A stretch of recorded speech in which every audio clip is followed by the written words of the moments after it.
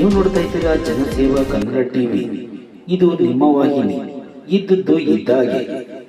ಮಂಡ್ಯ ನಗರದ ರೈತ ಸಭಾಂಗಣದ ಆವರಣದಲ್ಲಿ ರೈತರ ವ್ಯವಸಾಯೋತ್ಪನ್ನ ಮಾರಾಟ ಸಹಕಾರ ಸಂಘದ 53ನೇ ಸರ್ವ ಸದಸ್ಯರ ವಾರ್ಷಿಕ ಮಹಾಸಭೆ ಜರುಗಿತು. ಸಭೆಯ ಅಧ್ಯಕ್ಷತೆಯನ್ನು ಸಂಘದ ಅಧ್ಯಕ್ಷರಾದ ಯುಸಿ ಶೇಖರ್ ರವರು ವಹಿಸಿದ್ದರು. ಎಲ್ಲ ಕಾರ್ಯಕ್ರಮವನ್ನು ಕೂಡ ಅನುಷ್ಠಾನಗೊಳಿಸಲಿಕ್ಕೆ ಪ್ರಯತ್ನ ಆಗಿದೆ. ಸಣ್ಣಪುಟ್ಟ 1-2 ವಿಚಾರಗಳು ಇರ್ತವೆ, ಅದನ್ನು ಹೇಳಿದ್ದಾರೆ. ಅದನ್ನು ಕೂಡ ಮುಂದಿನ ದಿನಗಳಲ್ಲಿ ಸರಿಪಡಿಸ್ಕೊಂಡು ಅದನ್ನು ಕೆಲಸ ಮಾಡಲಿಕ್ಕೆ ಕೂಡ ನಾವು ಎಲ್ಲ ಆಡಳಿತ ಮಂಡಳಿ ಮತ್ತು ನೌಕರರು ಮತ್ತು MD ಅವರೆಲ್ಲ ಸೇರಿ ತೀರ್ಮಾನ ತಗೊಳ್ತೀವಿ.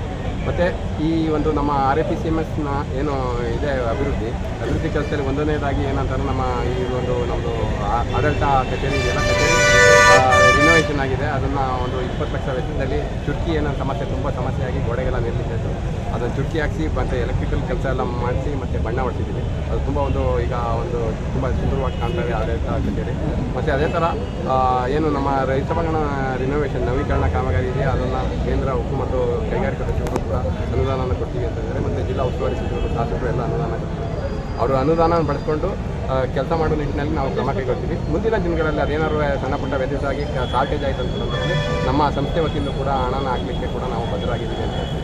ಮತ್ತು ಅದೇ ಥರ ಒಂದು ಏನು ಕೇಂದ್ರ ಸರ್ಕಾರದ ಒಂದು ಅನುದಾನ ತಗೊಂಡು ಒಂದು ಪ್ರಾಜೆಕ್ಟ್ ಇದೆ, ಅದು ಏನು ರೈತರನ್ನ ಉತ್ಪಾದಕ ಕಂಪನಿ ಮಾಡಿಕೊಂಡು ಅದನ್ನು ಮಾಡಬೇಕು ಅಂತ, ರೈತರ ಆದಾಯನ ದ್ವಿಗುಣ ಮಾಡಬೇಕು, ಅವರ ಉತ್ಪನ್ನನ ಮೌಲ್ಯವರ್ಧನೆ ಮಾಡಿ ಅವರ ಆದಾಯನ ಹೆಚ್ಚಿಸಿಕೊಂಡು ಅವರು ಮಾಡುವಂಥದ್ದನ್ನ ಮಾಡೋ ನಿಟ್ಟಿನಲ್ಲಿ 20 ಕೋಟಿ ವೆಚ್ಚದಲ್ಲಿ ಅದೊಂದು ಕಾರ್ಯಕ್ರಮ ಹಾಕೊಂಡಿದ್ದೀವಿ. ಈ ದಿನ ಏನು ನಮ್ಮದು ವಾರ್ಷಿಕ ಮಹಾಸಭೆ ಇತ್ತು, ತುಂಬ ಯಶಸ್ವಿಯಾಗಿ ನಡೆದಿದೆ. ನೀವೆಲ್ಲ ಕೂಡ ಇಲ್ಲಿ ಬಂದು ಅದನ್ನು ಕಲಿಸಿದ್ದೀರಾ. ನೀವೆಲ್ಲ ಈ ಬಂದಿದ್ದಂಥ ಷೇರುದಾರರು ಮತ್ತು ಎಲ್ಲ ನೌಕರರು ಮತ್ತು ನಮ್ಮ ಆಡಳಿತ ಮಂಡಳಿ ಮತ್ತು ಮಾಧ್ಯಮ ಮಿತ್ರರಿಗೆ ತುಂಬ ಧನ್ಯವಾದ ಹೇಳಲಿಕ್ಕೆ ನಾನು ಕೂಡ ಇಷ್ಟಪಡ್ತೀನಿ. Thank you. ಸಬ್ಸ್ಕ್ರೈಬ್ ಬಟನ್ ಮೇಲೆ ಕ್ಲಿಕ್ ಮಾಡಿ ಹಾಗೂ ನಮ್ಮ ಹೊಸ ವಿಡಿಯೋ ನೋಟಿಫಿಕೇಷನ್ಗೋಸ್ಕರ ಪಕ್ಕದಲ್ಲಿ ಕಾಣುವ ಬೆಲ್ ಬಟನ್ ಮೇಲೆ ಕ್ಲಿಕ್ ಮಾಡಿ ಹಾಗೂ ಲೈಕ್ ಮಾಡಿ, ಶೇರ್ ಮಾಡಿ, ಕಮೆಂಟ್ ಮಾಡಿ.